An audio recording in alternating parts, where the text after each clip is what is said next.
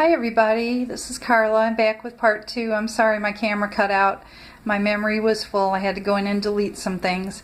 But I had shown you my machine knitted snake scarf, my Christmas version with the Christmas yarn. I'm in a different room now just because I had put everything else away. And then this was the very first one I did, and it has some mistakes. It had some drop stitches that I had to just kind of pick up by hand afterward and kind of weave them in. But it turned out really cute, and I love this yarn. It was from Hobby Lobby. It's very soft, and I like how it stripes. And so I'll be keeping that one, if nothing else, because it's my first attempt at this little knitting machine.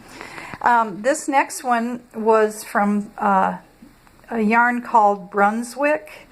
And I don't even know if they still make it, but it was vintage yarn. I think I got like 6 skeins of it at the thrift store. And really, all this yarn you see is thrifted. I rarely ever buy brand new yarn, and if I do, it's to complete a certain project, or I have bought new sock yarn because you can't usually find that kind of gauge of yarn, a fine gauge, at the thrift store. But almost all my worsted weights or heavier yarn, or even sport weight yarn, I get at the thrift store. So this is a worsted weight by Brunswick, and it's called Wind Rush, and I think the color was Forest. And it's a acrylic and nylon blend, but it feels very wool-like, and it worked excellent on that machine. That was something I wanted to bring up. If you get this particular machine, worsted weight works the very best. I haven't tried the sport weight or anything. It did say you could use a number 3, which would be a sport or a DK weight, but I haven't tried that. I've only tried worsted, and I've had excellent results. Very few, if you crank it in a steady rhythm and you load it right and you don't let it bind up and you keep the yarn loose as it's feeding through, you won't get drop stitches. This machine is excellent that way. These are 2 I have in progress because I need to put eyes and a tongue on this one. I just love the color though, and it said it was a light 3, but it's actually it felt just like a worsted weight yarn, and it knitted up beautifully. And then I love this color.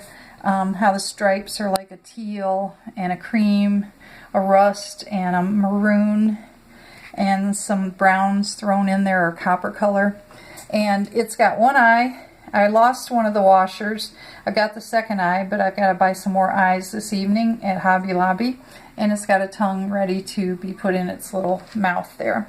But yeah, if you get a chance to and want to try knitting anything like this, little snake scarf. It doesn't have to be a snake scarf. Since they cinch at both ends, you could put pom-poms, tassels, whatever you want, however you'd want to bind it off, and just have a regular scarf. There'd be great sizes for children, especially because they're a little more narrow.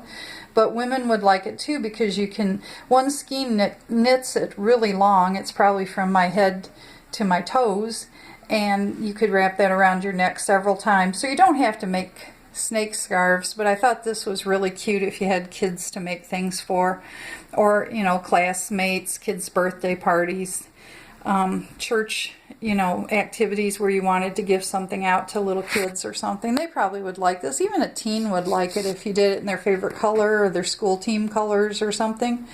And I just wanted to share that because when I find a neat idea, I love to share with people.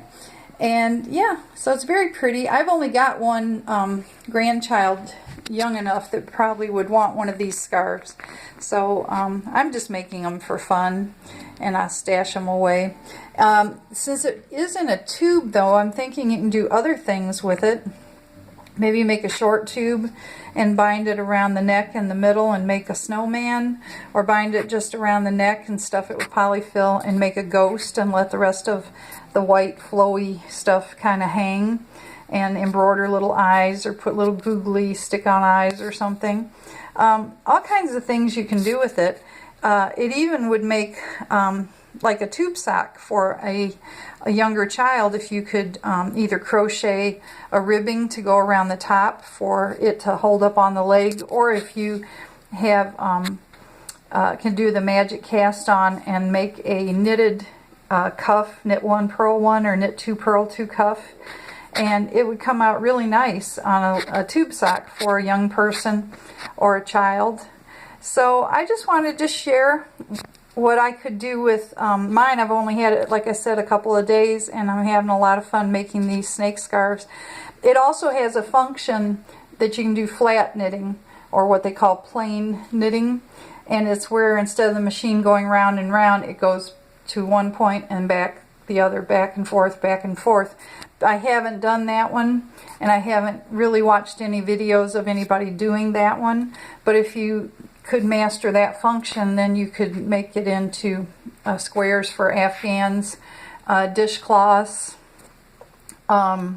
just anything like that, that you could either keep it a small item like a dishcloth or a pot holder, or you could do it as a just either use crochet or knitting and stitch them together and make different sizes of like lap gans, Afghans, wheelchair gans, just that kind of thing. So I just wanted to share with you, and I really, really like this Christmas one. I think he's just adorable. So I hope you like this, and I'm sorry that the other one cut off on you, and I'm sorry you had to watch it in 2 parts, but I don't know how to edit and splice them together. So I thank you for watching, and I hope you enjoy it. And if you want to, for under $20-something, you can get a knitting machine. And this one in particular, the Smart Weaver that I got at Walmart.com, was excellent. And if you pick it up at the store, you don't have to pay any shipping. Okay, everyone, thank you so much for watching, and we'll talk to y'all later. Bye.